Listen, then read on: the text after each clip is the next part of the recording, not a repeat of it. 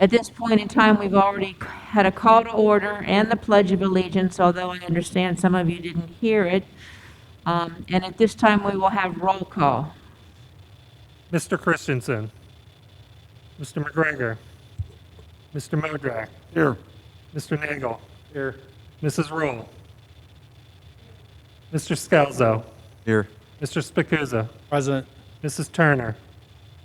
Mrs. Dobos. Here. 7 members present. At this time, I'd like to recognize Dr. D'Imperio. He has been with us for this last year through ups and downs throughout the year. This is going to be his last meeting with us. So we want to heartily thank you for your leadership this last year.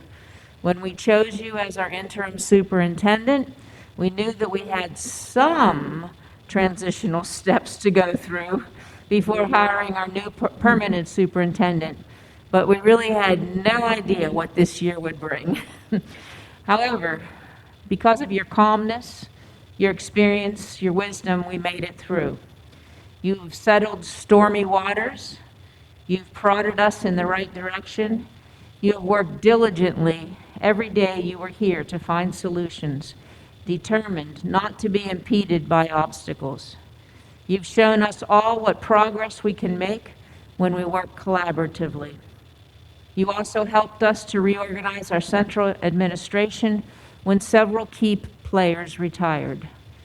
I am personally thankful for your advice and counsel during this year. For the most part, under your leadership, we've kept our schools safe during the COVID crisis, and now we're looking forward to a brighter future. We have a certificate and some gifts for you. If you would like to come on up, let me read the certificate.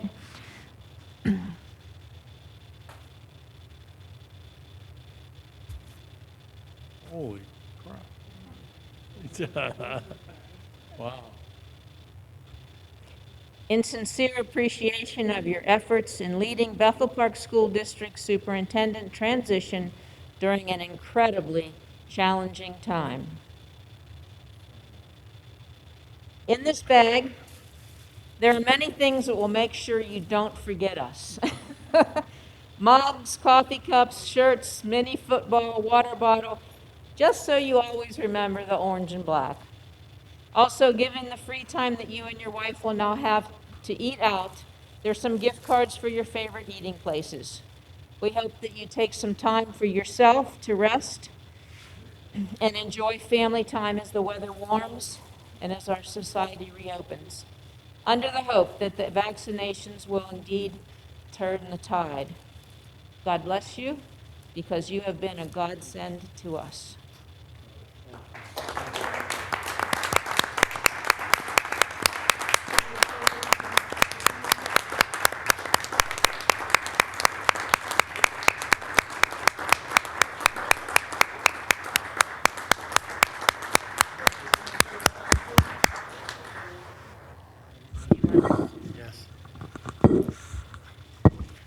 Just to have the opportunity to say this on camera, it's been such an honor to work for this great community, this great school district, and this great school board. It was a challenge every day, but when you work together as a team, you're able to get things done. And as the most difficult thing I have to do, I'll be doing Friday, and that is signing off. But I've told the board and the new superintendent, Dr. Walsh, I'm very close by, and I'm always willing to lend a hand. So thank you, and God bless you all. And I made this statement last Friday, and I'll close with this. I think the biggest disappointment that I had as what I'll call a school teacher is I enjoy spending time in the schools. And I particularly enjoy watching the children learn in classes and move through the hallways, thinking these young people have their whole lives ahead of them. And I didn't have much of an opportunity to do that. So that was a disappointment. But every day that I came in, I wanted to do the best that I could do to serve this great community and great school district. So thank you, and thank you to the board so much for having the faith in me to lead you through this.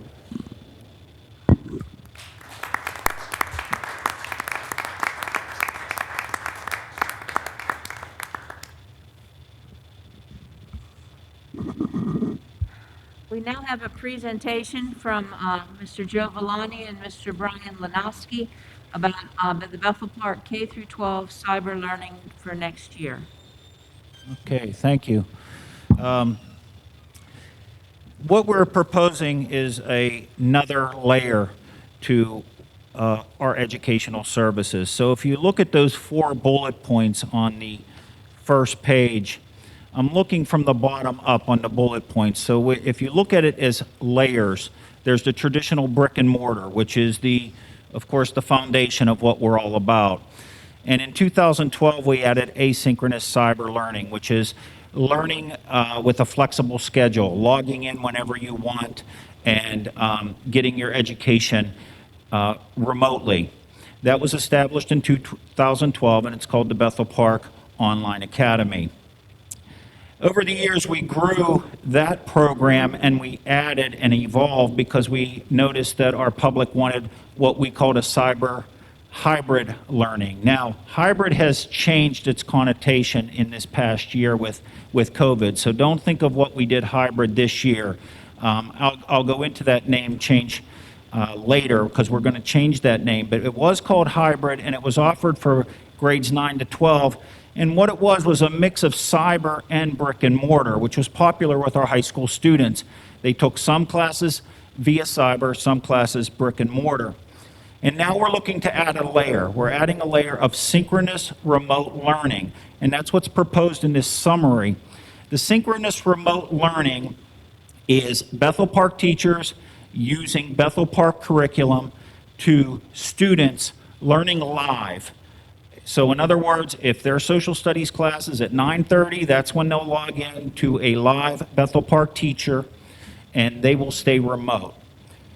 Now, the opportunity for this exists because we have 132 total Bethel Park students, Bethel Park community members, who are receiving their education outside of our school district. 52 of those are elementary students. So, why synchronous remote learning now? What was implemented by our district this school year? In fact, we're doing it right now. We're doing it daily because there are still students that are remote. So our teachers are teaching synchronous remote currently. So teachers already have created their remote learning content, and teachers are prepared to teach remote synchronous for the 21-22 school year. And lastly, we don't think this is going away. So in other words, synchronous remote, if we don't do it, somebody else will, and they'll continue to get our students and attract our students. So our recommendation this evening is to add synchronous remote learning K-4 only, and I will explain why K-4. And then changing the hybrid learning to what we call now blended learning, which is brick and mortar classes and cyber classes, and we'll do that at the high school only. The reason high school only is because it works so well with their schedule. You have a 9-period day and you could sub out periods, as opposed to, say, an elementary when they're with one teacher all day. So going down to synchronous remote learning, offered kindergarten through 4th grade. According to the data for cyber charter school enrollment, which is in Appendix A, the largest percentage of departures were from the lower grade levels. The high school student cyber numbers did not substantially increase this year. And based on what we know, elementary students and their families seem to prefer the structure of synchronous remote learning over asynchronous, meaning this: those young families, those young learners want a live teacher in front of them. They want to learn at a designated time. The asynchronous cyber learning, which has been in existence since 2012, Bethel Park Online Academy, we're proposing no change. And the reason for that, The number of cyber students held steady from 2012 to August 2020. You can see this in Appendix A. The numbers didn't change much, okay? High school students have continued to prefer the flexibility of a cyber asynchronous or blended learning. They're not fans of the synchronous remote. They don't want to log in at certain times. And as you see Appendix B, you'll see the detailed cost of Bethel Park Online Academy. I put that in an appendix because with no changes, but if you want to discuss that, I'm more than willing to do that. If you turn the page and look at the financials, you will see immediately a sharp increase of participation with outside cyber providers occurred in August and September of 2020. You could see it by grade level. So our cyber and placement increased 175.5% from 49 to 135 outside district placements in just 2 months. Okay? I imagine this is in sync with many other school districts across the nation. And again, Appendix A will break it down by weeks in those August and September months where we were having that go when so many students were exiting. So looking at the financials, you'll see a tuition payment, a regular education student, and what they cost. The tuition payment for a special education student. Here's our teacher salary and benefits at the master's level, step 1. So doing those calculations, if you go by the number of students to cover a cost of a new teacher to teach remotely, regular education students, 6.12 students would cover the cost of a teacher. In special education, it's much lower than that, as you can see. So turning the page and looking at the benefits of a synchronous remote. If you just look at K through 4 and getting those 45 students back, you're looking at a $715,000 return if you get them back. And that is on the low side because I calculated that per student rate at the lowest rate. So if there were special ed students in there, that rate would go up. Synchronous remote learning is also forward-thinking and growing for the 21st century. It is response, again, adding a layer of education because this is what the public is wanting from us. So as of 2018, 401 of 501 public school districts in PA had in-house cyber education programs. Now, Bethel Park students can receive instruction remotely using Bethel Park's current district technology. We're already there.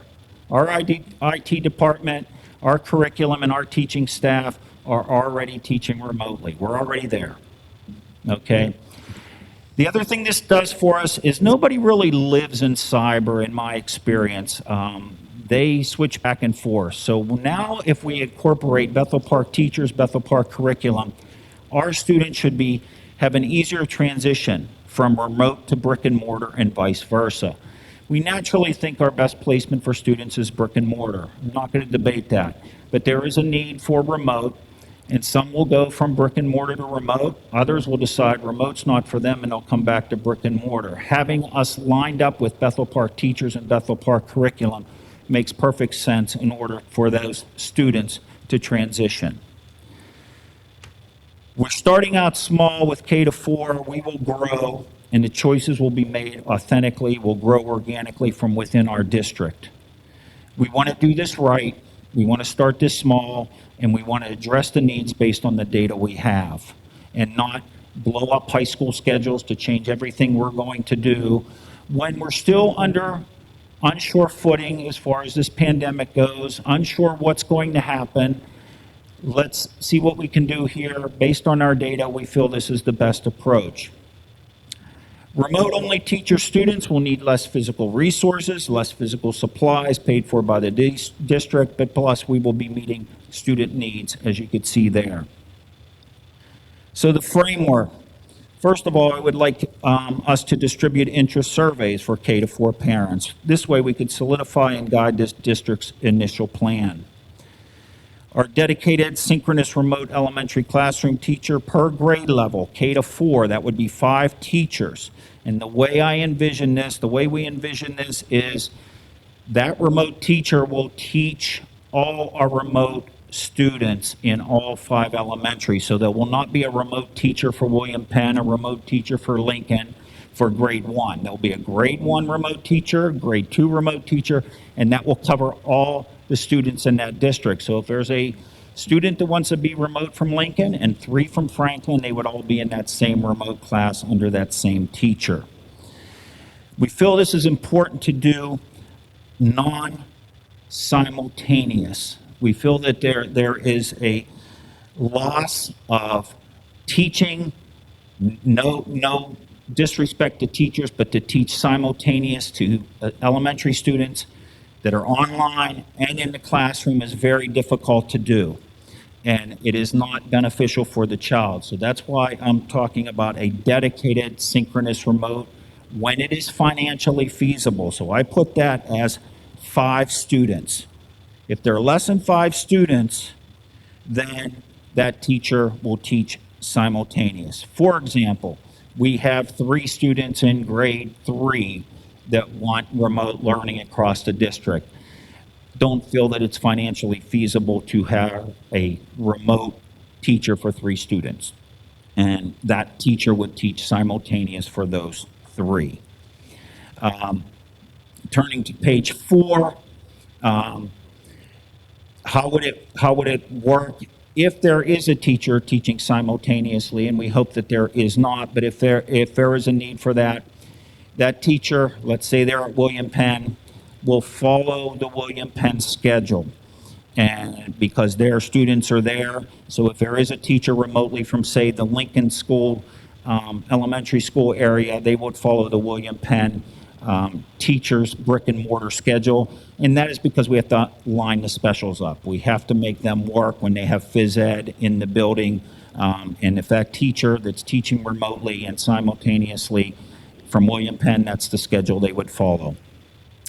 The most senior teacher to apply for remote teaching and or simultaneous teaching will teach the class. If no teachers apply, then the least senior teacher is assigned. This is based on not hiring teachers. When remote synchronous learning deems a need for remote-only teachers, we should also have a super sub that can be hired and dedicated to those remote teachers. Okay, so that super sub can go in when a K-4 remote teacher is not available. But then if all those K-4 remote teachers are available, that super sub can be used in the brick and mortar setting. But there should be one who knows how to log in and use Schoology and so on and so forth. I have questions moving forward, and there are areas that we need to address and discuss as a team, and I've listed them there. If there is a full remote option at the elementary level, we need to know the community interest. We need to gauge their interest in what the best way. But then once it's established, what steps need to be taken in order to support what they desire. So full-time remote teacher, what number of remote students would create a situation where the simultaneous teacher would shift to a solely remote teacher? In other words, what if numbers go up?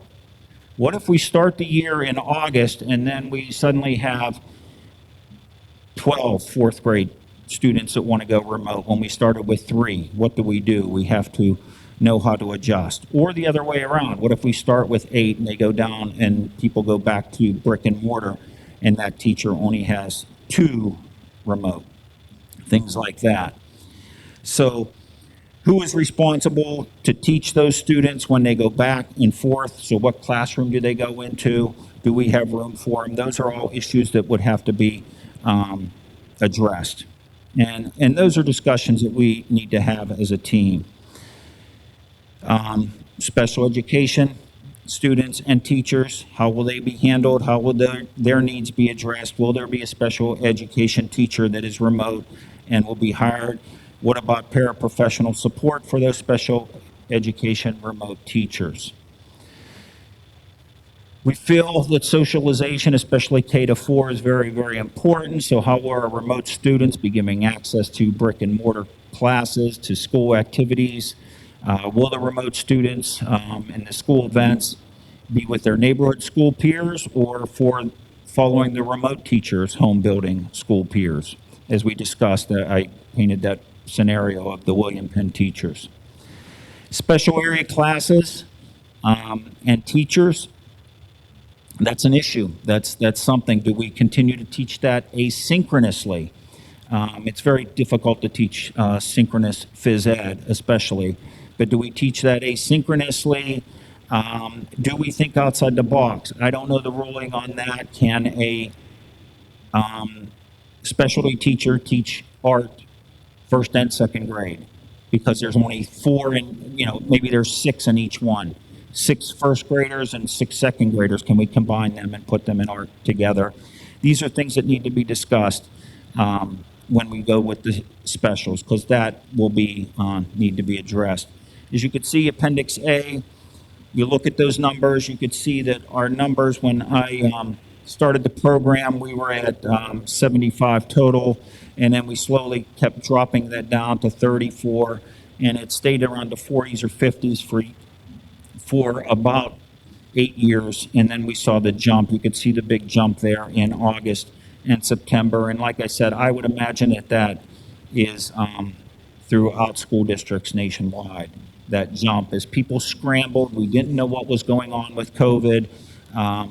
We were scrambling to come up with plans here, as were other school districts, and people got nervous. And I think if you look at that chart, the ones that got the most nervous, the ones that were very concerned about childcare and where their students were going to get educated, you see the elementary students go double digits very quickly. But if you look at the 10th, 11th graders, 9th graders, didn't jump too much. Maybe 12th graders jumped a little bit because they were worried about their next level of education. Hey, my child needs to get to college, and we got to get this rolling. We're going to get you enrolled so you get at least high school diploma. So that's where we're at in Appendix A for details. Appendix B, I'll let go unless you have specific questions for me, because I had proposed no change in the asynchronous remote learning, but I could certainly address and answer any of your questions you have on the Bethel Park Online Academy. So, thank you, Mr. Wojnowski. I really appreciate this. I appreciate you guys doing the work to look into this. I really appreciate this presentation because as I came up with questions in my head, you either address the questions or recognize most of those questions are still things outstanding and need to be addressed. And that's very refreshing. I would like to ask, though, you said at the beginning of the presentation that you don't think this is going away. Do you anticipate post-COVID for the numbers to be elevated beyond the pre-COVID numbers? I don't think you're getting this genie back in the bottle, so to speak. I think you're going to have families that say, you did it once already, I want remote synchronous learning. You've already done it. And so that's why. I don't think, I could envision people having their IEPs written that they would have remote synchronous, things like that. And if we can't offer that, I could see them going somewhere else that will. Right. So is that something, well, you said 2 things there. The first thing I was going to ask is that something that, why you want the survey to go out to kind of judge that? Because prior to COVID, the numbers that I was seeing were less than that 6 threshold for a dedicated teacher. So the first question is that why you want to get the survey to gauge that? The second question, something you brought up just now in that response, was the IEPs. Mm-hmm. Do you anticipate more people, more students with IEPs or 504s or other accommodations needed? Or is it just It's a general statement. I wouldn't go there, but I could anticipate school anxiety that would be the biggest reason for not going back into our schools and into our brick and mortar. But let me say this, and I've been running the Bethel Park Online Academy, but it's always been my stance that brick and mortar is our best placement for students whenever possible. But again, it's not always possible. So again, having this extra layer just diversifies us more and is able to serve our community a little bit better. Yeah.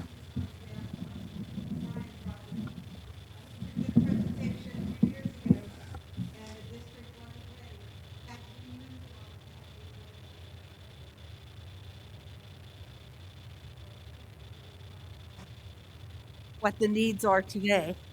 And definitely, I think that many of the students will leave and go to charter schools if we don't do something ourselves. So I think the time is very good. I have just one question, Brian. Now, we're going to do K through 4 to start with.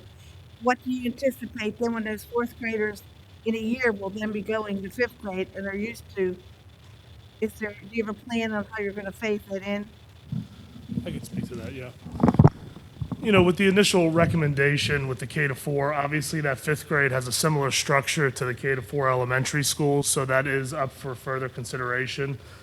You know, for the initial update of this cyber remote learning plan, it could evolve and include more schools. The other part I just wanted to highlight on, obviously, you know, to say the high school is remaining unchanged in the current model is, you know, kind of just a holdover as we do a further exploratory review. Even so, that program, you know, depending on how we're using it, obviously the Eduseer program has been our supplemental online through the Bethel Park Online Academy. At the same time, there are some exploratory things going on with the administration, Mr. Lanowski and myself, that we're going to continue to explore and see how we could expand on a K-12 asynchronous product. So looking at the cost analysis of the overall expenditure of the district, in addition to that, if you explore different resources and different providers and districts in the area and kind of, you know, hone that back into what we're doing, I think there's an open mindset now to not just outsourcing this, you know, for the product that Mr. Lanowski provided for 10 years, with the demand being so low and the expenditure, you know, the providers we've incorporated in here have been recording attendance, handling truancy, grades, calls, things like that. As you roll out a plan like this and you evaluate your situation, it's kind of a small step in with a K-4 plan with the flexibility of not overhiring and then all of a sudden seeing a loss of demand and being fiscally irresponsible. At the same time, there's an opportunity for an asynchronous K-12 revision if necessary and feasible and makes sense in our curricular evaluation. Again, some of these providers or other things might be an option where we take these other curriculums and we marry it to our curriculum, our scope and sequence and instruction. And then that also solves that problem that, you know, could come up if there is a small enough demand that does not enable a synchronous remote only, then we have that alternative option with a cyber, with office hours. And honestly, the idea is to have our teachers at Bethel Park facilitate it and, like I said, merge that curriculum. So that is the next step in our exploration, but having something feasible and tangible that could be addressed and ready to go next year, obviously, is our key point to kind of bring our students back in coming off this pandemic. As Mr. Lanowski stated, there's still going to be some uneasiness possibly about returning to school in the fall. So, you know, the effects of the COVID, especially for the younger students who might not be able to access or independently do the work, this is a provided benefit where we could possibly do it with our current staffing. As we do those further exploratory research of providers, curriculum, it will provide other opportunities where sometimes we outsource some of our instruction for homebound, for summer schools, things like that, enrichment, different opportunities. You know, we might have to evaluate that overall projection and do it together as an administrative team to say that, you know, do we continue as we are, or does the need outweigh that we have to change, adopt, and grow from what we're doing, so. Mrs. Dobas, I have a question. You're going to have to speak louder or speak in. I know, yeah, we're going to okay. Mr. Lanowski, Dr. O'Rourke might even know. Currently, how many students in K to 4 do we have that chose to stay remote instead of coming back in 4 days a week, that may choose to stay and pick up this remote option next year, to the point of we don't have 6, we have 36 second graders that have asked that? Are we going to then look at 2 instructors? What's the number for that also? I don't, the 3 of you, I know. I would recommend that we survey those students that are currently remote and their parents to see if they're coming back. And the reason I say that is because today I had a phone call with somebody who's bringing back her twins. So I think some are going to come back. I don't have a good sense of how many will stay out. Mr. Lenoski believes that it's going to be more, but I don't know. We have to get a perspective of that. But I'm just, currently I do know that there are, about, some classes there's only 3, but some classes there's 9, depending on the teacher, the family situation, the whole thing. I mean, I don't know. I do know that my child's first grade class in the building that he's in could have its own class of just current remote, because there would be 16 students. And in the second grade, we may have to, it would be combined, but third grade, again, those numbers were up. So is that something that we're prepared to hit the ground running with, and may need more than one teacher? Either one of you can answer.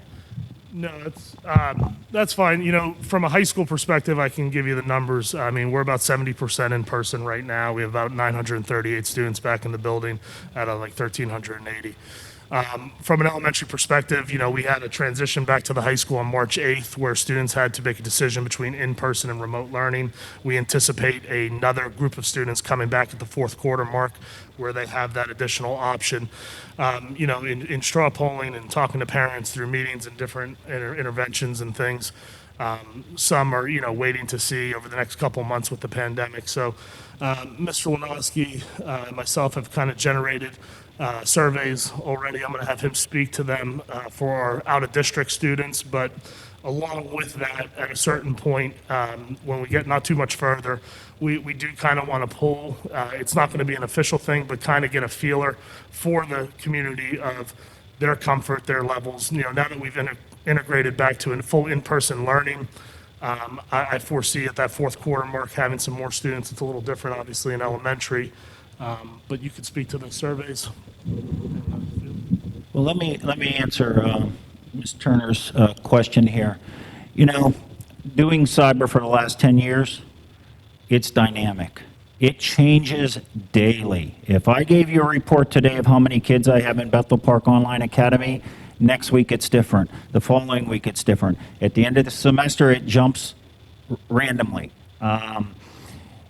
People want what they want, and they want it now. Okay, that's what we live in now. So, hey, I want to go remote. Oh, I want to go brick and mortar. We could put parameters on that. But again, we want to serve the community. How does that look? Well, hey, our numbers got bumped up. Do you hire a long-term sub who's our remote third grade teacher? Because you could experiment with that. You don't want to go full-time and permanent, but maybe you can do some kind of thinking outside the box with a long-term sub that can fit in. And the important thing here is if we use Bethel Park teachers and we use Bethel Park curriculum, then our students can transfer back and forth painlessly, and that's important for the benefit of the students. And going back to what Mr. Villani says, we want to grow this, and the reason I can't answer your question, and I'll never be able to answer your question, how many do you expect to be remote? Let's base it on a survey. The survey won't come back accurate either. So this is why we want to start K to 4. I can't do K to 12 and say we're going to do a bang-up job, but K to 4, I think we can handle it, okay? The other thing, because K to 4 is a little bit more manageable because it's one teacher teaching that grade. That's a big difference between him who has 9 teachers, per student, and then you think of all the different schedules. That's pretty hard to manage. So that can be addressed and handled a little bit better. We do have surveys that we assembled we want to gauge. We have two surveys. One survey is for our Bethel Park Online Academy. Is it serving the needs of our population or there?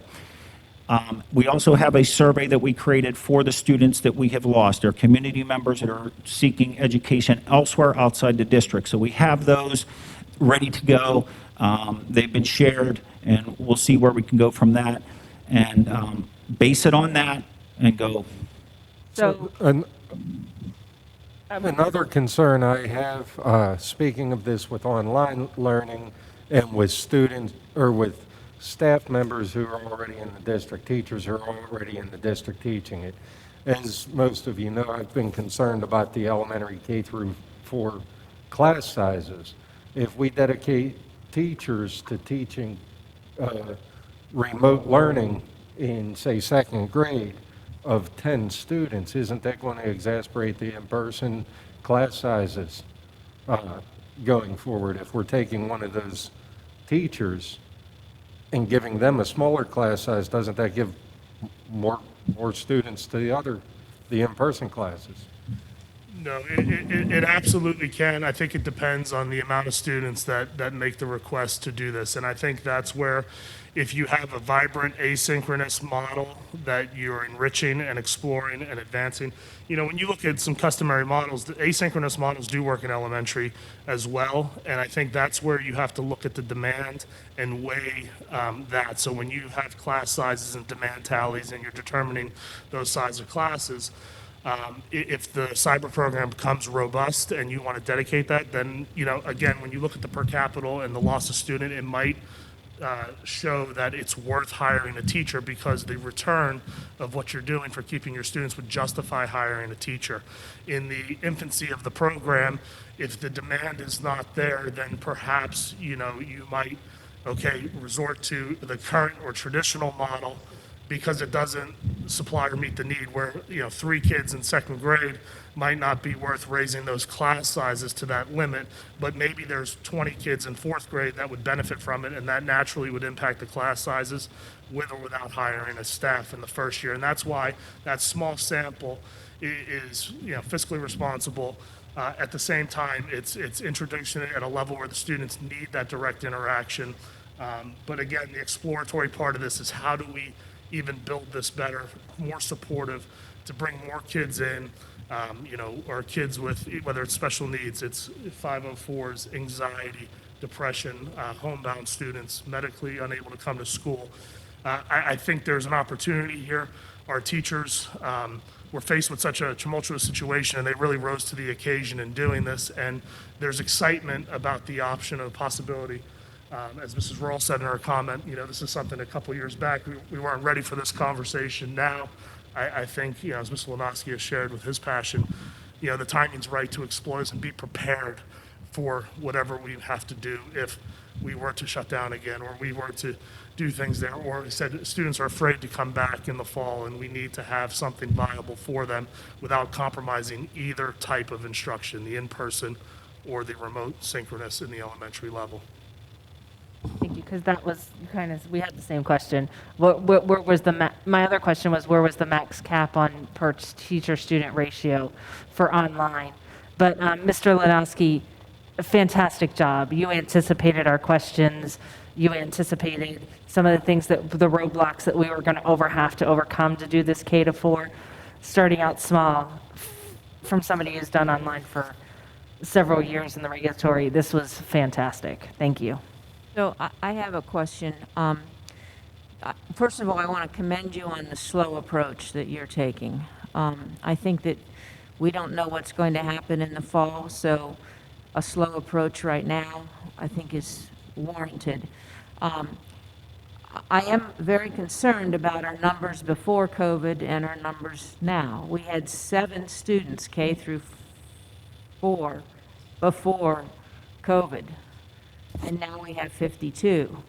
So the real question is, how many of those 52 are going to come back, K-4? And I'm not sure that most of them aren't coming back. So the idea of a survey is good, but Mr. Christensen isn't here, but he was trying to emphasize the need to reach out to the parents and find out what it is they found appealing in the remote learning that we could now offer them so that they would come back.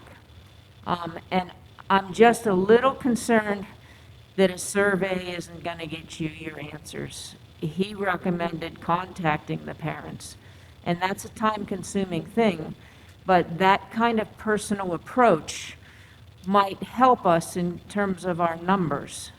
So I agree with what was stated about the details of the program, and you're asking good questions, and a lot of questions have to be answered yet. But when I see 7 before COVID, and I see 52 now, and I know that, you know, hopefully in September, we're going back 5 days a week, we really need to have a pretty good, and I understand what you said about dynamic, the numbers change. I understand that.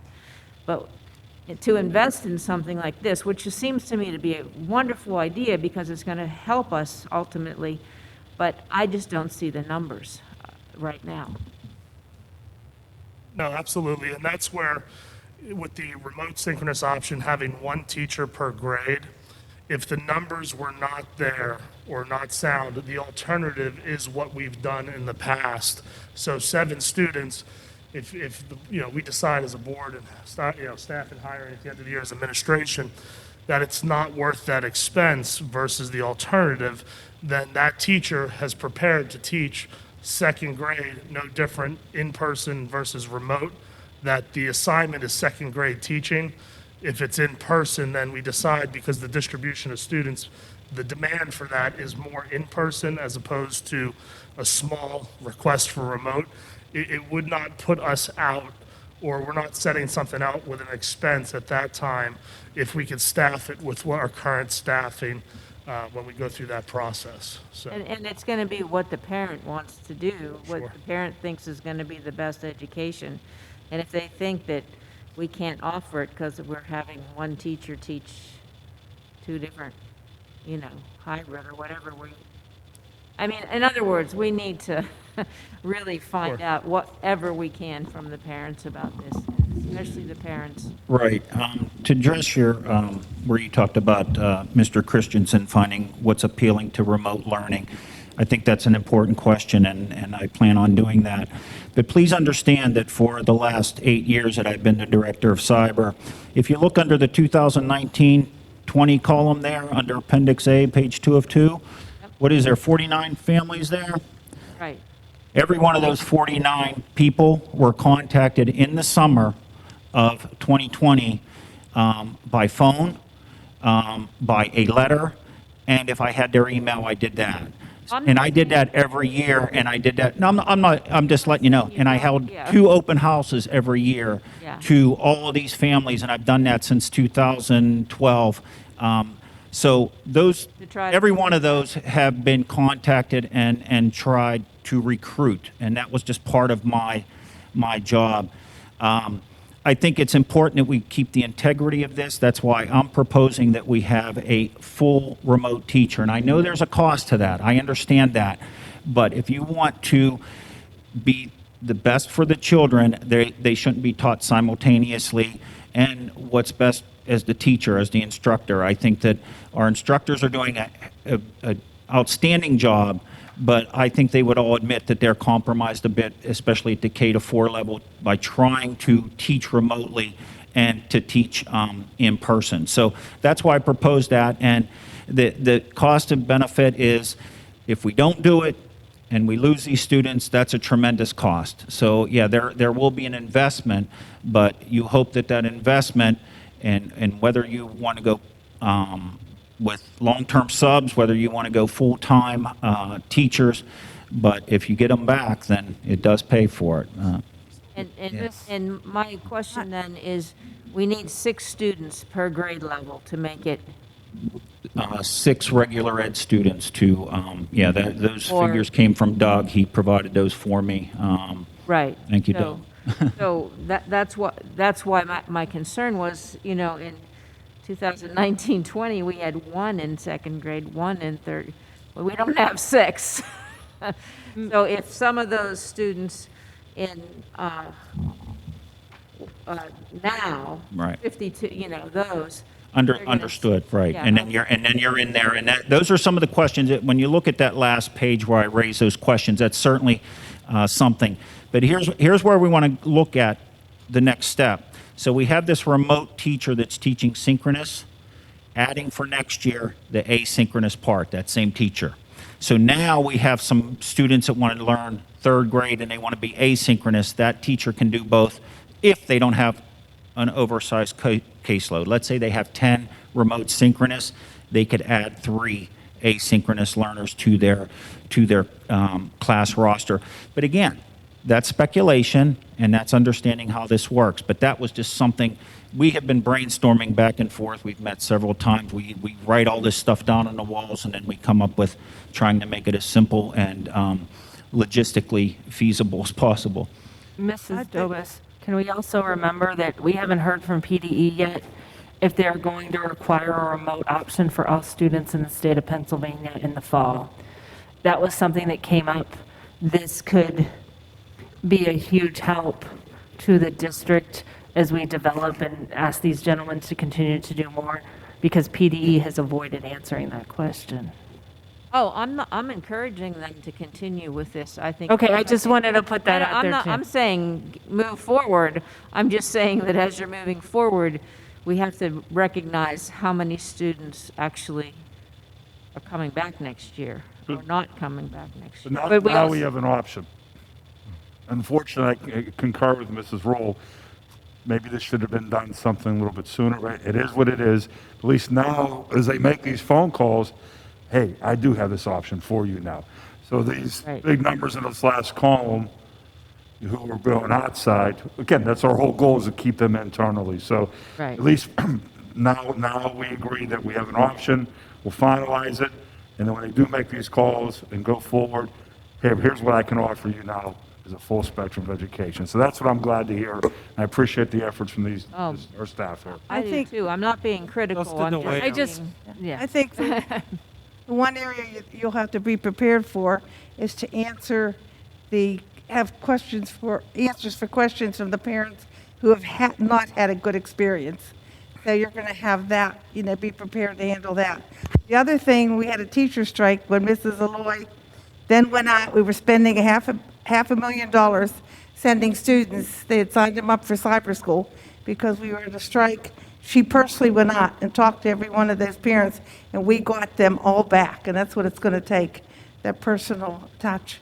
If you have, I think you'll get if you 'em. were to return to the number of students you had prior to COVID and drop 85 students approximately, it will save the district over $1.6 million in tuition payments. So it's significant. Mr. Lanowski, so if it drops below 6, like possibly, and so there is a possibility that a teacher would be technically hybrid in a situation where they are teaching with in-person and some at home. Is that in any? Yeah, what we thought is below the number 6 or below the number 5 is what we did. I mean, it's 6, but we just did 5 in case special ed number or something would bump that up. But so I proposed 5. So if it is below 5, yes, we would have simultaneous teaching. So we wouldn't want to lose. Say we only have 2 students that want to stay remote. Those 2 students would learn remotely, but there would be one teacher that would teach simultaneous. But we're sacrificing the quality of education just to add students in. Exactly, but again, that's just a numbers.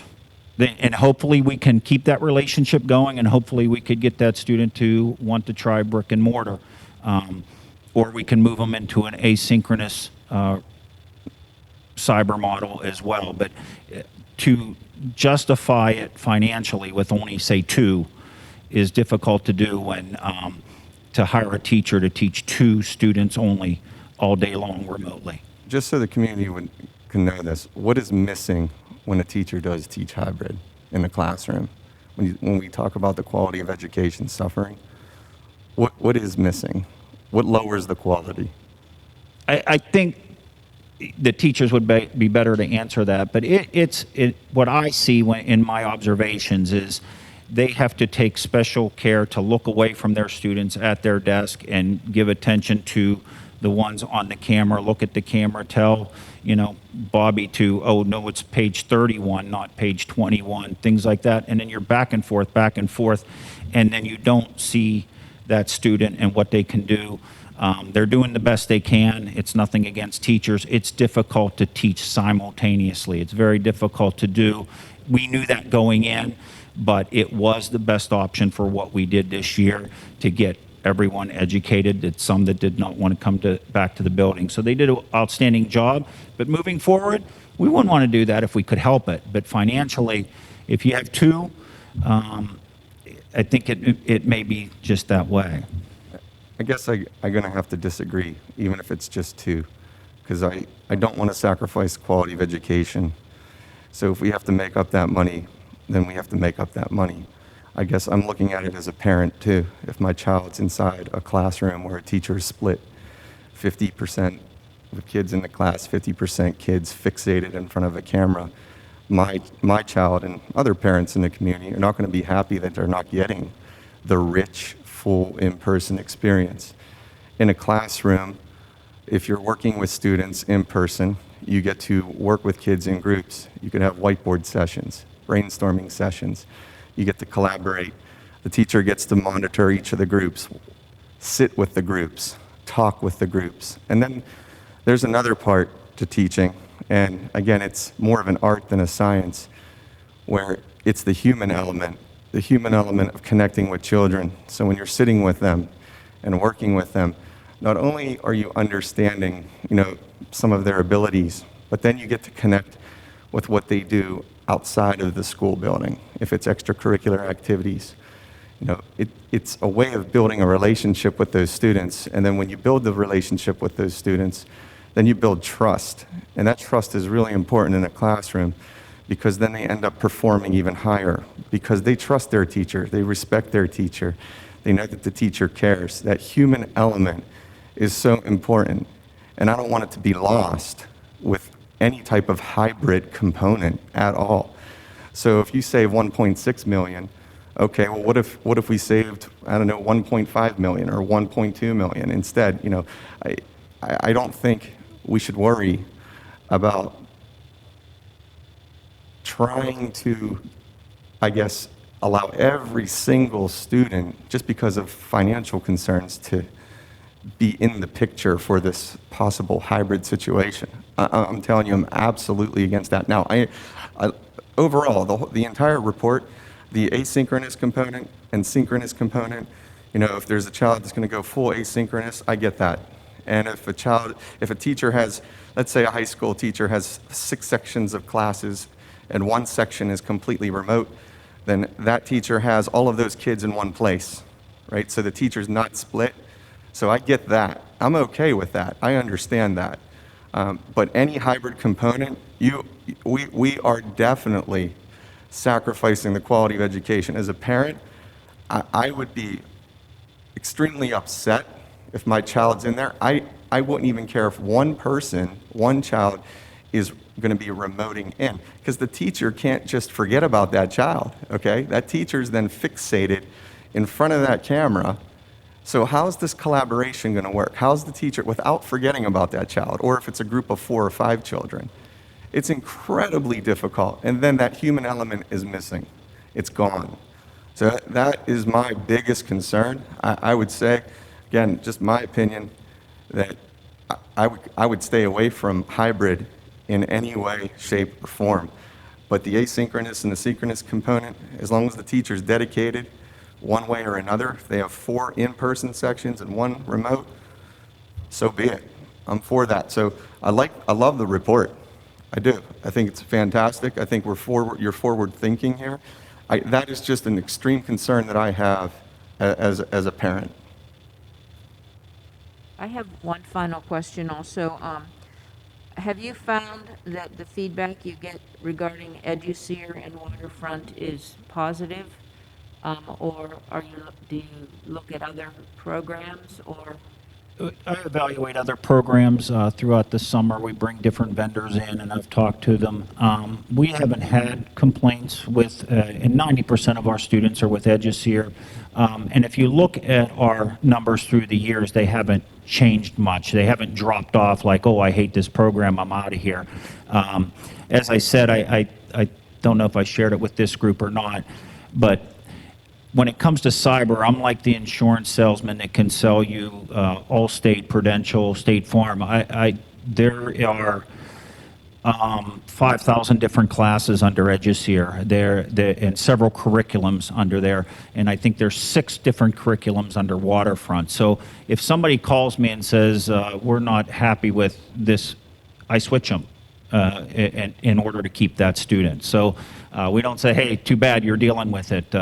I switch students all the time, either between Waterfront and EduSeer, but that's why I keep them all open, because we don't want to paint ourselves in a corner with one curriculum.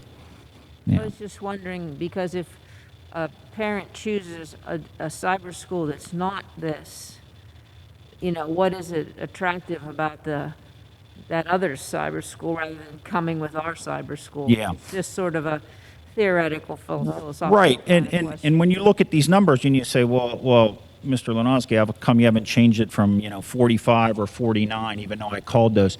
A lot of those families, number one, there's a lot of siblings there. So you think 3 per or something like that, or 4. But a lot of those families are what I would call transitional families, where they move into Bethel Park. They were with PA Cyber wherever they moved in. They moved to Bethel Park. And we all remember, who do I sit with at lunch? Who am I going to be with on the bus? First day of school things. I'll just stay in PA Cyber because I don't have to go to Bethel Park. I'm moved to the community, but I'm there.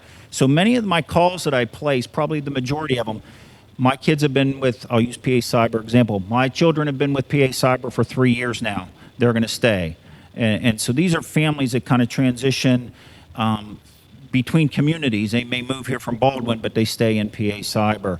So they do not have, most of these ones that are listed here do not have a relationship with the Bethel Park School District. Most of them do not. They are families that, for whatever reason, are not involved in our district.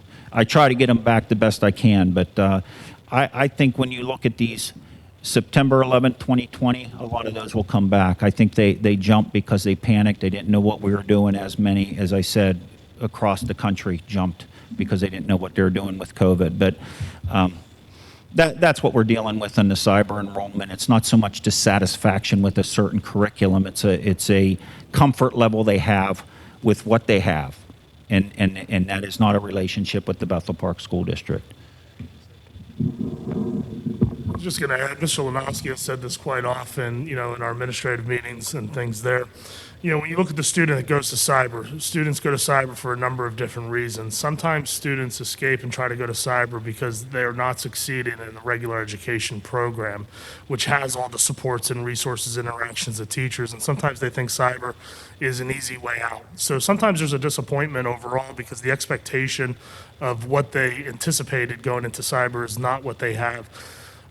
When you looked at the jump this year, as Mr. Lenosky said, I think it was the uncertainty of what was going to be the product, with COVID and things like that, the uncertainty of everything that caused that. But that's all going to be part of the additional, like I said, Mr. Lenosky has seen many of these, all of these throughout his 10 years, but we're going to continue to explore these and see what providers have changed, what updates, what interactions with students.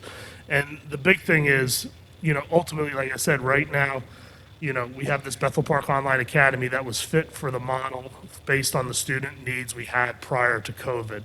Going forward with an increased need or demand, then looking at our teachers facilitating it ties that back to Bethel Park programs.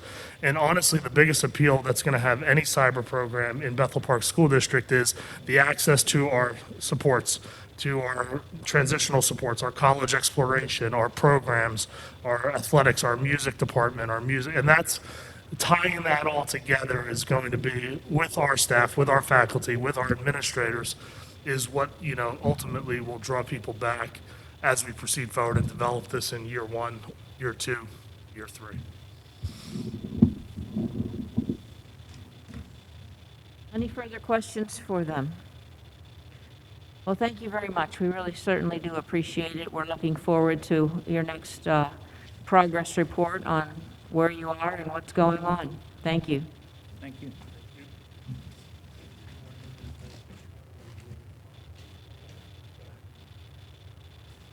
Okay, I'd like a motion to adopt the agenda for business items. So moved. Moved by Mr. Nagel, seconded by Mrs. Rule. Voting is open.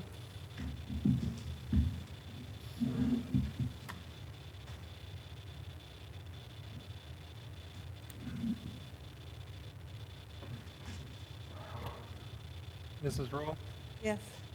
motion carries. I'd like to have a motion to approve the minutes of the regular meeting of February 16th, 2021, and the regular meeting of February 23rd, 2021. So moved. Second. Moved by Mr. Nagel and seconded by Mr. Spacuzza. Any comments?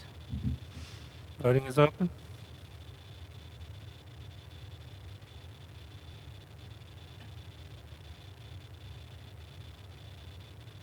Mrs. Rule, Yes. motion carries. Thank you.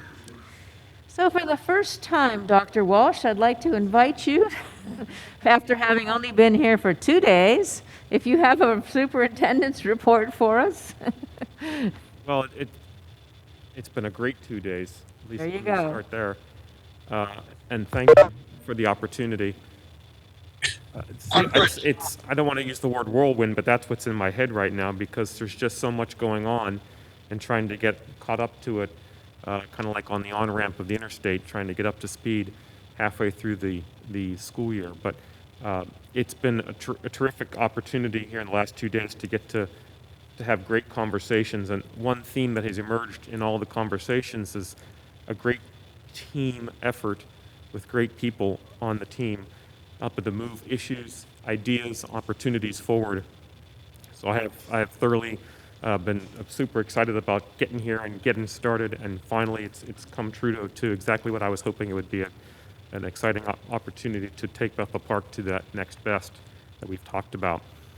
I also want to take the opportunity, if I can, just to toss out another thank you to Dr. D'Imperio, that really it's been this feelings of support, accessibility, and even enrichment in the time that we've had together. And it was not even just this week, it's over the past 3 months as the transition was approaching and keeping in contact and talking often. I appreciated his wisdom. I know he's offered to take our calls whenever, and hope he's serious about that because his years of service, his experiences, his wisdom, his connections will be valuable to us and to me. So I really appreciate that, Dr. D'Imperio, and I know, even in a short time, I know we're going to miss you. Yeah. So I'll spend the probably next 2 to 3 weeks making building visits. I'm looking forward to it. The principals have all set up a date that I can be in the building to meet, to get a tour, to get acclimated. The administrators are going to get some time with me. So I'm looking forward to those conversations and helping to get to know the team better, get them to know me better. And so by the time we get together next month, I'm looking forward to having good things to report and really feeling. Together next week. Well, yeah, but you got to give me. I said 2 to 3 weeks of yeah, and then so let's say next month I'll have good things to talk about moving forward. One of which I think we'll be able to give you progress reports on our next comprehensive plan, which is we're on the very beginning stages of it. But this is a golden opportunity for the district to really coalesce around the best opportunities to grow the district and to take us to our next best. So looking forward to this conversation too. That's all I had. Thank you, Dr. Walsh. I don't see any public comments on our Google Forms. Do we have any phone calls? Okay, then let's move forward with the items on our agenda for voting. Mr. Modrock, would you take the 2 items under personnel, please? Yes, Mrs. Douglas. Personnel Committee, we have 2 items. First one is appointment of personnel, and the second one is a change of assignment. First one is appointment of personnel. Okay, I need a second. Second.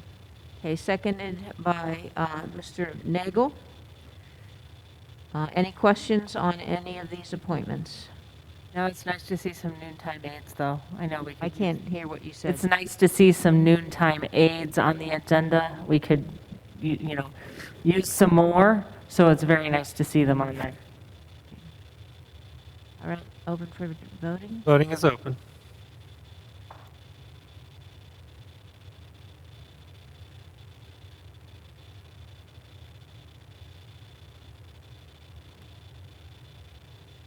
Motion carries. The second one is a change of assignment. Okay, I need a second. Second. Seconded by Mr. Nagel. Any questions? Okay, Voting is open.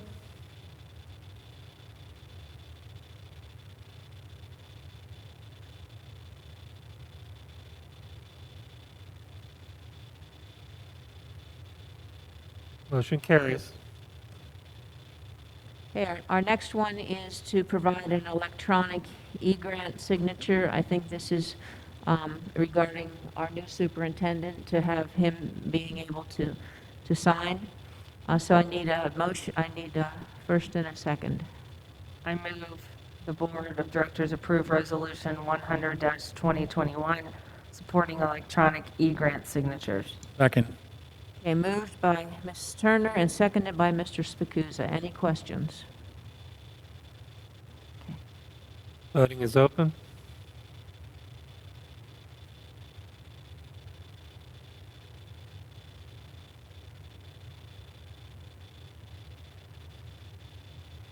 Motion carries. Okay, I need a motion to adjourn this meeting and to move into the committee So moved. agenda. So moved. So moved by Mr. Nagel and seconded by Mr. Spacuzza. Voting is open.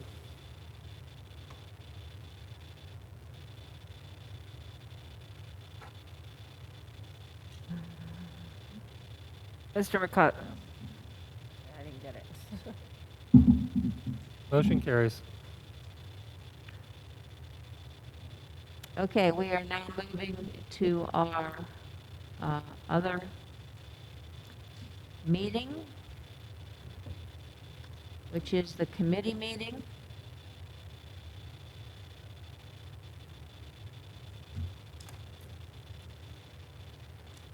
And at this time, we have a presentation from Mr. Volbers and Mr. Conkey, who I believe are on the meeting, to talk about the expansion of the Montour Trail. Mr. Volbers and/or Mr. Conkey, you can unmute to talk. Okay, this is Bill Wolbers. Can you hear me and see me? Yes. Great. And Peter is adjacent up here on the screen, but I want to thank you all very much for the chance to share some information with you, but also to backpedal a little bit and say it's amazing what you've done over the past year. It's just staggering to think about what you had to deal with and what you've accomplished, and thank you. So let's move on to the topic of the Montour Trail. I'm Bill Volbers. I'm a Montour Trail volunteer worker, and I'm proud to say I've been working with Dr. Peter Conkey for a number of years, and he is the person who was inspired to turn part of the abandoned original Montour Railroad right-of-way through Bethel Park into the Bethel branch of the Montour Trail. Montour Trail itself covers approximately a 60-mile loop around Pittsburgh. And we are fortunate, thanks to Dr. Conkey, that we have a personal branch, so to speak, here in Bethel Park. The Bethel Park branch is about 3 miles long. Now, his inspiration for this occurred about 30 years ago. And he had a vision then, and he worked very, very hard, and he still does, much to the benefit of the residents of Bethel Park. Today, he has a new vision, and it is to extend the Bethel Park branch of the Montour Trail clear across Bethel Park from its present terminus, which is at the junction of Logan Road and Irishtown Road. Some of you may be familiar with that. Clear across central Bethel Park to Millennium Park, which would then become known as the Central Bethel Park Trail. We're speaking with you today, Peter and I, as representatives of the citizens of Bethel Park, to respectfully request your consideration for approval of tax forgiveness on the 3 named parcels before you. The acquisition of these parcels is critical to continue the work on the Central Bethel Park Trail. We do not anticipate that there would be any other parcels along the proposed route that would require tax forgiveness. Please note, I want to call to your attention the fact that Peter himself has recently paid $10,000 in delinquent taxes on parcel number 391B 275 here in Bethel Park out of his own pocket. And it's not the first time that he's shown this kind of a commitment to the Bethel Park community and the trail.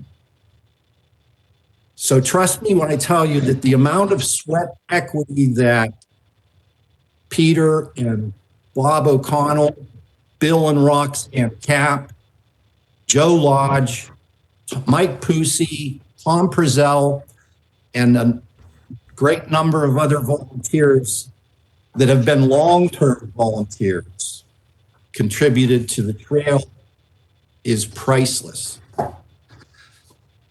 And as a 501c3 nonprofit, this over 60-mile-long trail around Pittsburgh and our branch needs to raise funds constantly to, as you can imagine, to perpetuate the maintenance and the care of the equipment that we use to regularly, every 2 weeks when the weather breaks, all summer, into the fall, get out there on the trail and keep it in tip-top shape. So that there's a lot of funds involved, and the 3 particular existing parcel owners that we're looking at here this evening have no intention of paying taxes in the future. It does not represent, therefore, a loss to the Bethel Park School Board.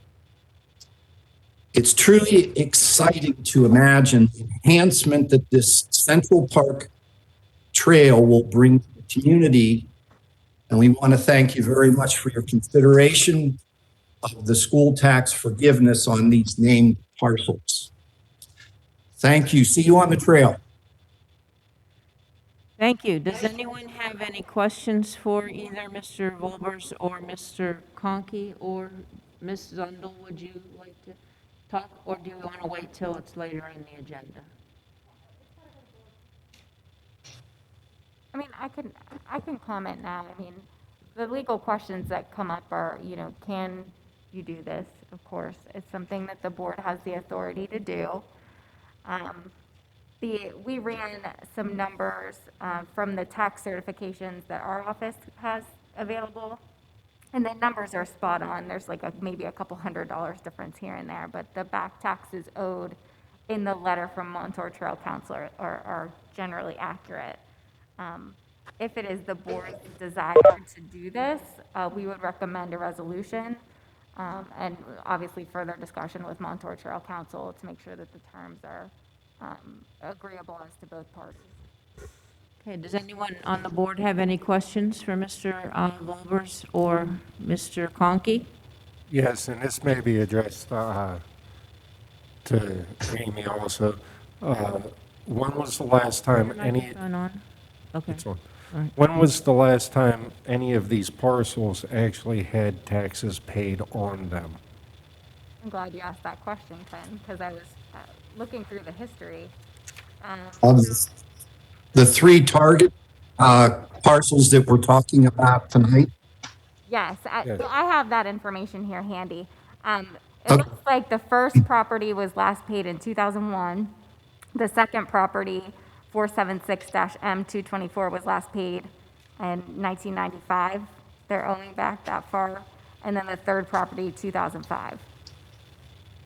So, Thank you. Thank you. Do you have a question, Ms. Walsh? And I'm guessing we have not gone after them for this situation. I did read in here that, letters have been sent, but they technically don't own it, so we're in a lost cause almost to get that resolved, correct? Legally. that's correct. The options utilized to collect have not been successful. So I think it is safe to assume that the difficulty will continue. If I can interject to enhance the picture a little bit, we've been working on this for several years, in fact. And I'll take an example of the parcel between Broughton Road, just up behind where the Allegheny County Maintenance, the old shed building was located next to Shop and Save, if some of you recall.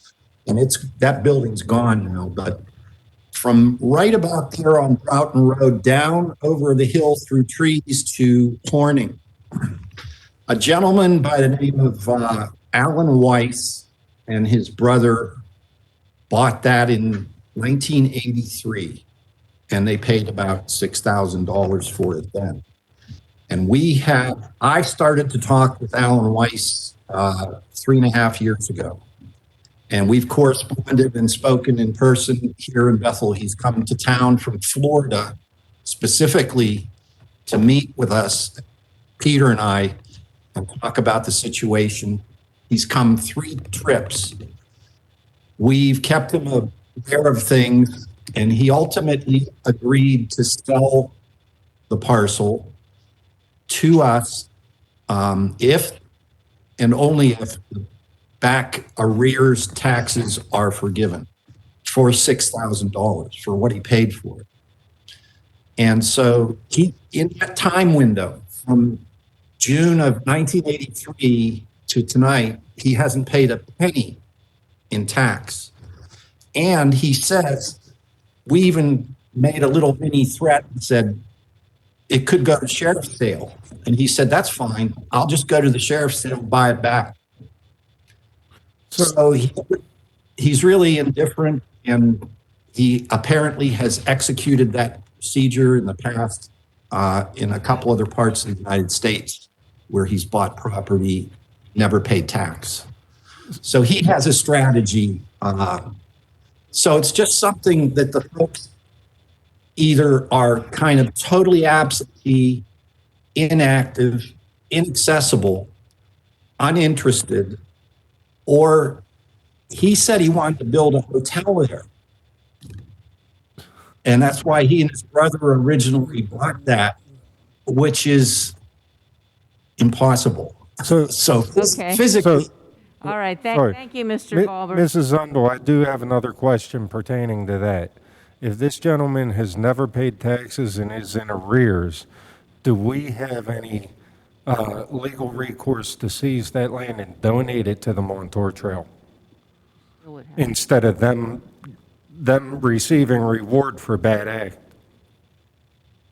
I mean, I can look into that. The taxes aren't going to necessarily go away. They're still owing. And it's not atypical for the district to donate, to exonerate taxes to a nonprofit, for the purpose of benefiting the public and the community.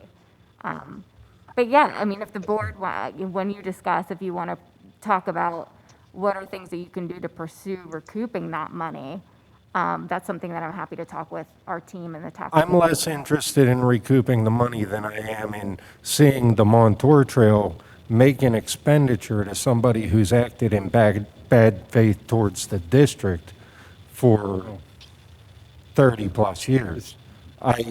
That's the question I'm asking. Do we have recourse to, as I said, potentially seize the land and donate it to the Montour Trail so they don't have to expend the $6,000 and these people aren't rewarded for bad behavior.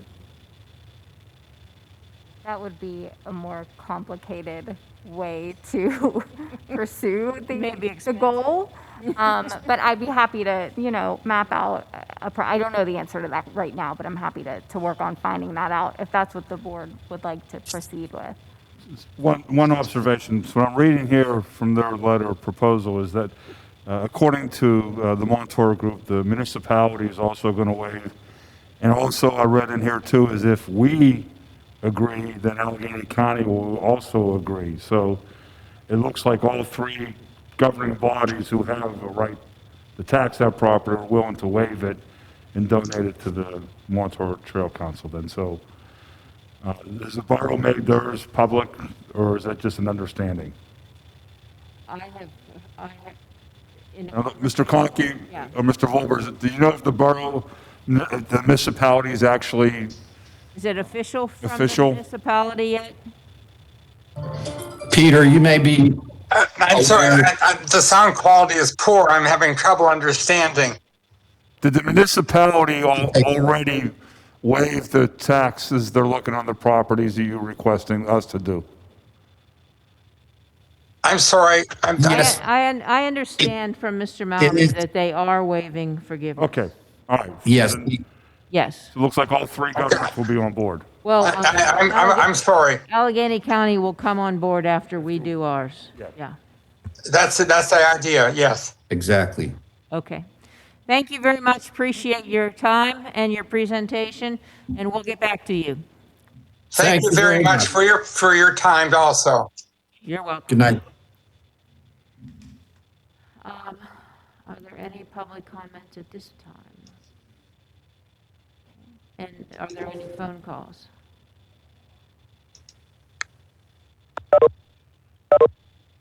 Okay. So now we're going to proceed to committee reports. And as we're going through this, we need to decide if we're going to put these on the consent agenda or not. So, Mr. Scalzo? One at a time? Well, they're just, Okay. you can do all three and All ask if there are any questions. Okay. Seton Hill University student-teacher contract. We also have Point Park University student-teacher contract and the approval of contract with creative language class. Can someone tell us a little bit about this creative language class? Sure, Mrs. Stovis. Mrs. Shapani is also on with us, but to give a little bit of a summary, we've hired 2 new foreign language teachers. Mrs. Shapani, being the facilitator of the foreign language program, has been doing a lot of self-learning and looking at the best practices of teaching world language for our students, and came across this particular company who will provide us professional development and then resources in which to use in our program. And she was very supportive of it. And Christine, if you're online, if there's anything that you would like to add, please do. Hi, yes. So the creative language classroom is, the focus is on proficiency-oriented instruction, which is a growth mindset approach. And the department really could use some support developing authentic lessons, which these presenters will help us with. This also addresses staying in the target language through comprehensible input only. Different ways of introducing vocabulary that is in context, not just vocabulary lists. Teaching grammar in context as well. And in preparation for possible curriculum revision, I thought looking at our more traditional activities, we could use some adjustment or maybe some replacement with tasks that increase students' proficiency in world languages. Thank you, Mrs. Shapani. Appreciate it. Any questions about any of these three items? Is there any item that you would like to hold out for, or is there any item that should not be on the consent agenda? Okay, Mr. McCausland, all three items will go on the consent agenda next week. Thank you. Okay. Mr. Spacuzza, would you like to take the Personnel Committee, please? Most certainly. There are a total of 8 items tonight. The first item is the approval of extra duty responsibility program. Let me just do one. Yeah, read through them all. Item number 2 is changes for the extracurricular pay schedule current positions. Number 3 is acceptance of resignations. Number 4, approval of leave of absence. Number 5, appointment of personnel. Number 6, approval of substitutes. Number 7, approval to extend unpaid leave of absence. And number 8, approval of unpaid leave of absence. Okay, so on any of these 8 items, are there any questions? I have a question about number 2. I know that that in order to create a new position, it has to go through a steering committee, and a recommendation has to come from that steering committee. Is this the recommendation from the steering committee? It is, Mrs. Dobus. Okay.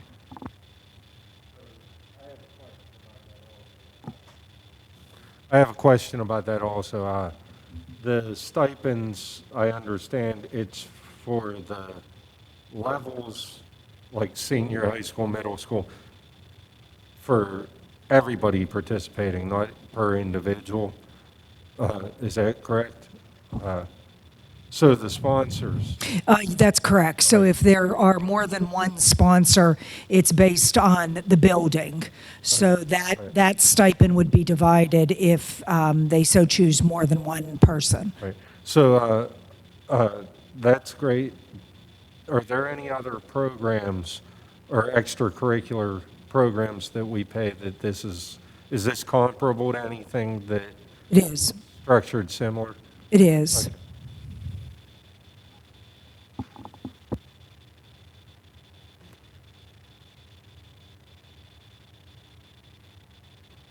So I also had a couple questions about number 3. The resignations, it's just like listed Bethel Park School District as far as the professional resignations. I may be mistaken, but in the past, didn't we list the schools that we were going to see those resignations? Scroll down.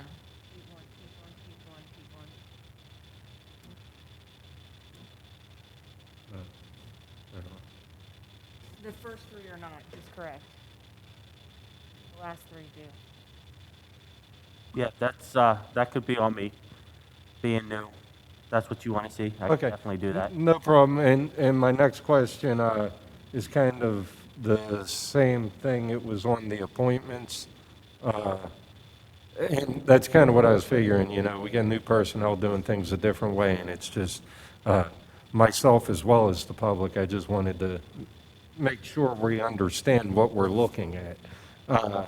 When we talk about the biology substitute at Bethel Park, that's a long-term sub, correct? Okay.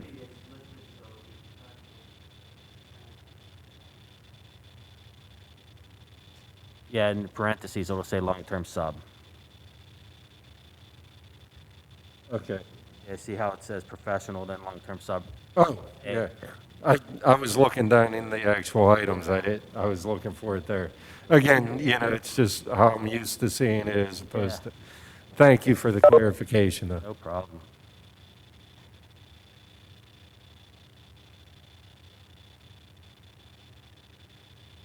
Other questions about any of these items? Will there be any more additions to the resignations before next week that we would want to hold that out?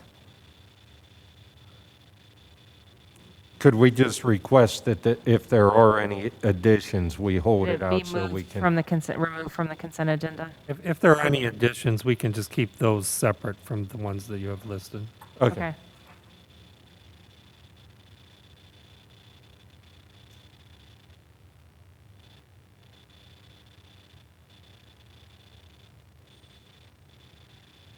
Any other, is there any item on this, in this personnel committee that anyone wants to hold out and not be on the consent agenda?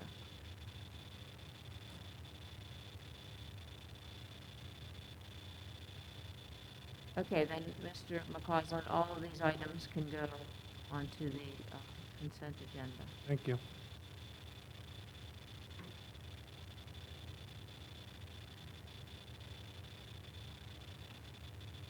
All right, Mr. Ms. Turner, will you take the finance committee, please? Sure.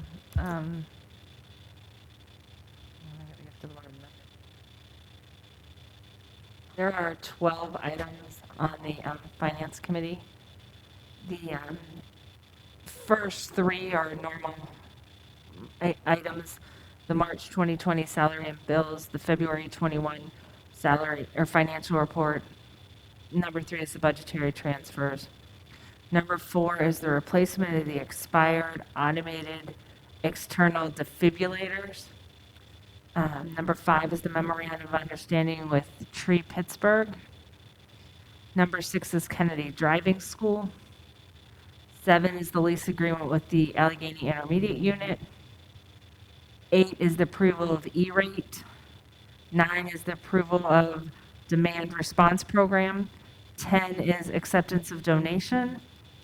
And 11 is approval of student services contract. And then number 12 is discussion. Okay, in terms of number 5, Mr. Fierst, will you please give us the information about that?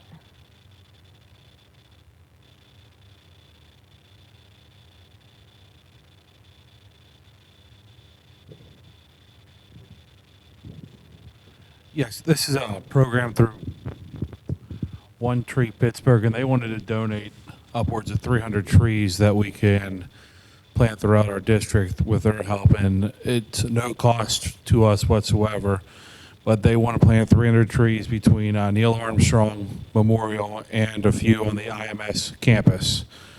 We walked the district, we kind of figured out the best place to put everything, and it seems like a really great idea and a project, and they want to get students, teachers, and everyone involved together.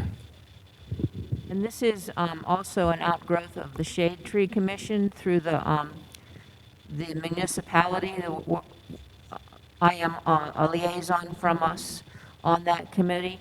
And so in the past, a year, 2 years ago, 2 years ago now, several trees were planted in the Neil Armstrong campus, and lots of students helped with that. It was a wonderful project, but the donation for those trees was mostly on personal donations. We didn't have any free donations, and they were, I think, 5-gallon buckets. And those trees are flourishing over there. The students take care of them, the staff takes care of them, the maintenance crew takes care of them. And so this is a wonderful opportunity whereby this Tree Pittsburgh was contacted, and these are free donations. And I think, Mr. Fierce, you said they're 2-gallon. Yes, they're a little smaller than the ones from before, but they're also bred and designed to be indigenous to the area, so there's going to be no real issues with them taking, and it should really fill out pretty well. That's great. That's great news. And this is, as I said, a plan for the municipality to have it. Right now, they've commissioned to have a tree inventory in all the municipal parks so that we can find out what trees are there and label them and get more trees and so forth there. But this is an opportunity to work in conjunction with the municipality again, and also with Tree Pittsburgh to create this. And so this would be approved, if you all agree, at next week's meeting. And if approved, they're shooting for between April 7th and 9th to begin the planning process. Which will be coordinated with each individual school and the Correct. students and the teachers and so forth there. Correct. Right now, they're working on, I think, obtaining clearances for some of the adult volunteers Correct. to help. Mrs. Dobis, I have a question on number 10. Yeah, Uric Scholarship, the donation. Mr. McCausland, correct me if I'm wrong, but the Uric Scholarship, we were given a set amount of money, and the interest from that money is used for student scholarships of seniors in the high school. Is the $500 going to go to the set amount of money, or is the $500 going to go and be used this year? It was going to be used this year to offset the lower interest that we've earned on those scholarships, so we could give out larger scholarship. Okay, thank you very much. And thanks to Brentwood Bank for that help then. So, Mr. McCausland, I had a question about number 4, the replacement of expired automatic AEDs. Is there a cost or a credit associated with recycling the expired ones? We do get a credit for some of the expired ones. They're not huge credits on most of them, but I believe this is the net number after we get the credit for the ones we're turning back in. And the ones, we have 21 total in the district. These 15 are over the 8-year limit for the AEDs. Okay, thank you. You're welcome.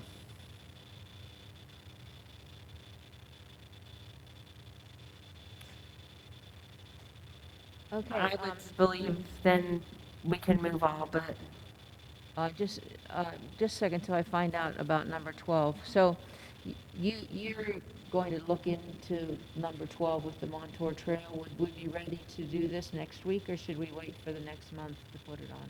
Well, I think the board should talk about, your thoughts on it. Or if you want to move forward with it, as a board, I don't see any reason why we couldn't pass it next week. I just have to draft a resolution. I have a sample of that already, so it's a quick thing. Okay. Since this may be legal strategy, would we be able to discuss it in executive session after the meeting? Because it's a legal strategy matter?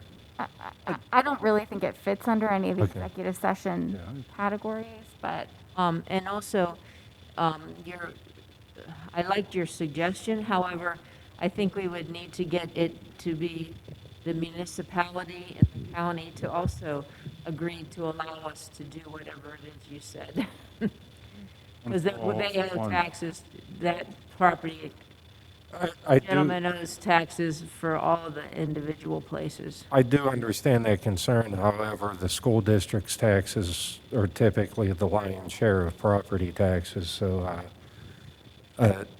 my only concern is pursuing it legally. Is it going to cost us a lot more than it's worth to hold them accountable?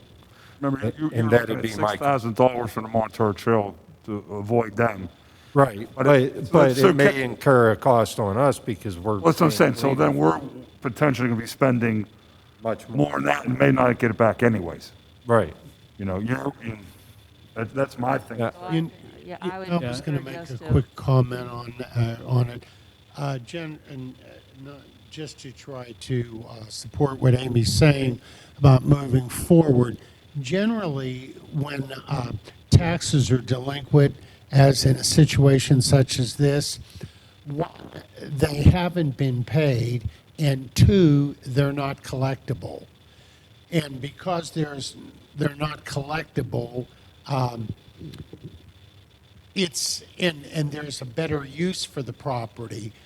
The idea of many school districts and municipalities then just forgive the delinquent taxes so that the new entity taking it over can take it over tax-free and do with it whatever it is they want to do. In this case, enhance the Montour Trail. So I don't see a downside, and the only thing I talked to Amy about was, is there any possible use for this property in our not doing what you said and Ken, and I think the response was it's only usable for the purpose that is being dedicated to the Montour Trail. So, one, delinquent, two, not collectible. So the course of action, and I think some of you, and maybe yourself, you've been around and you've seen the school district do that in other situations to get what the law calls a better use and more profitable use of the land. It seems to me that we can't go forward unless Amy comes up with something that says we shouldn't, but so far I think you say it's a go, right, Amy? I have no problems. I actually utilize the Montour Trail, and I really appreciate everything Mr. Conkey and the Montour Trail Committee has done for our community. I have no problems forgiving the taxes. And I just have a problem with the one parcel in particular, people owning it for 38 years, never paying taxes, and having the stated objective of never paying taxes being paid for that property. Again, I don't want to spend district's money out of spite, and that's why I was trying to figure out what our avenues are, and I know legal fees would be involved, and I want to see the Montour Trail utilize this property efficiently. I just really have a problem with allowing somebody who spitefully hasn't paid taxes be rewarded for bad behavior. And Well, the good news is that they say they're only going to pay what he paid for it 20-some years ago. So it's the same, he's not making any money on it. My question will be, and I will ask Mr. Vogler or Mr. Conkey, if there's a guarantee from that gentleman that he will sell it for $6,000. I would like to, before we forgive the taxes, I just want to make sure he's going to sell it. One of the terms of the resolution will be to condition exoneration of taxes on the sale of the property. Oh, okay, well then we don't have to worry about that. But I'm glad you raised it because I should have mentioned that. The other two properties, the ownership is undetermined, because they're the ones going behind Bertha Street, going behind Kiefer's. I mean, that's different. We can even break it down per 3 groups, 3 parcels, and say that the other 2, fine. The Weiss property, which is the last one over Broughton going down to Horning, conditional that they sign an agreement. And I guess that brings up another question. The Tischler properties, I was a bit unclear on, they've been taxed, but they don't own it. So how do we forgive them of taxes that no one's accountable for? And how did they sign over property that they don't own? Just kind of, I guess, a logistic question about how this works out if we forgive taxes on a parcel or 2 parcels that may not be able to be signed over anyways. I don't. Yeah, so I'm glad you raised those questions. So we will have to make sure that the resolution language is tight enough to make sure that the intent of the board is implemented down the line. And I think that's where your main concern is. Right. So what I heard is that you would like to condition the Weiss property on sale of the property to Montour Trail Council, but the other 2 properties you don't want to tie the exoneration to the sale of the property. You're comfortable as a board just exonerating those. Because it's up to you. We would recommend that the exoneration be linked to sale of the property. Maybe that's something that, I explore with Montour Trail Council a little bit further.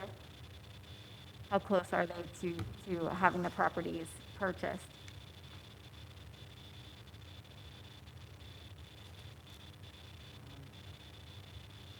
Trying to see if the document tells us. Yeah, it doesn't. It just says that the railroad took it back.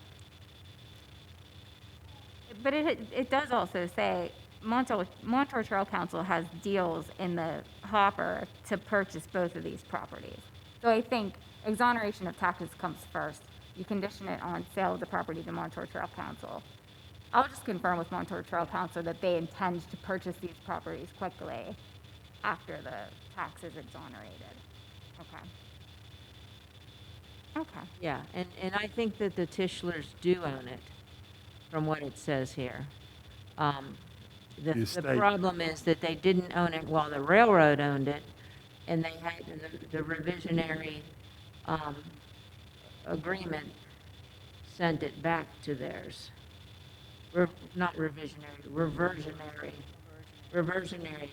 agreements sent it back to them, and they're not paying, they weren't paying taxes when the railroad was there. So that's what it seems like to me. So, okay, so I still think that we probably should hold that one out from the consent agenda, once you figure out what to do with it. Is there any other item that you want to hold out from the consent agenda? Okay, so then 1 through 11 can be on the consent agenda. Thank you. Okay, I need a motion to approve the student agreement. We don't need Agreements? a motion, that's, No, we're- discussion. That's next week. Yeah. Oh, I'm sorry. That, is there any problem with putting that agreement onto the consent agenda? Okay, then we'll put that one on the consent agenda also. Do we have any public comments at this No. time? No? Any phone calls?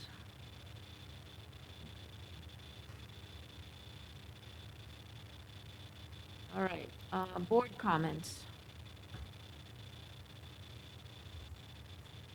Well, I'd like to once again thank Dr. D'Imperio for the service that you've provided us through what I think everybody would agree are very rough and unprecedented times.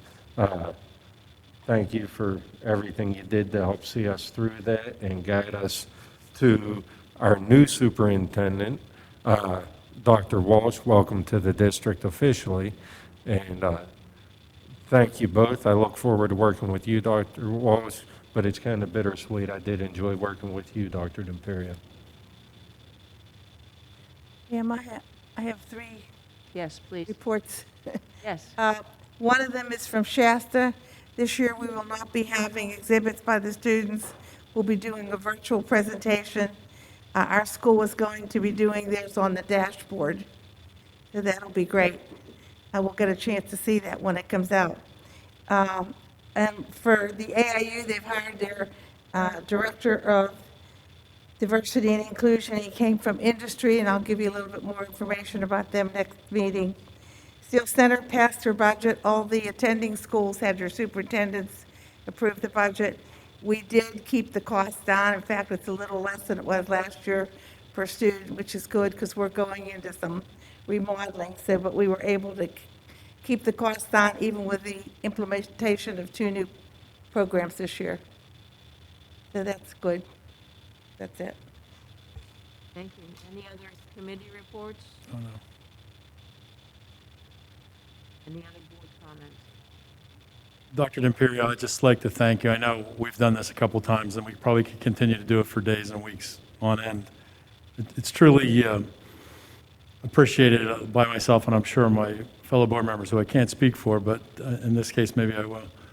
I don't know who taught you your work ethic, but it's beyond belief.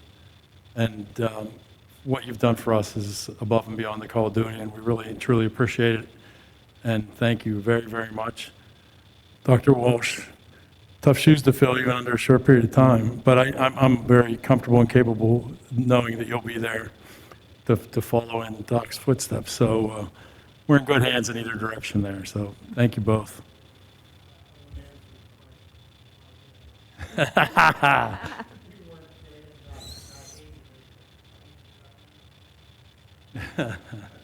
I think in all the years I've been on the board, this is the fastest we were able to get a superintendent, and I think that says something to you, Dr. Imperia, that we were able to get someone like Dr. Walsh so quickly. Any other board comments?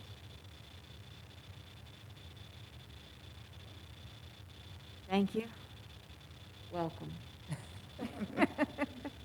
Move to adjourn. So move. Second. Moved by Mr. Nagel, seconded by Ms. Turner. Vote on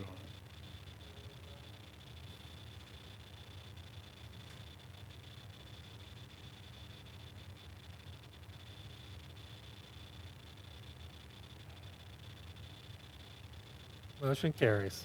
Meeting is adjourned.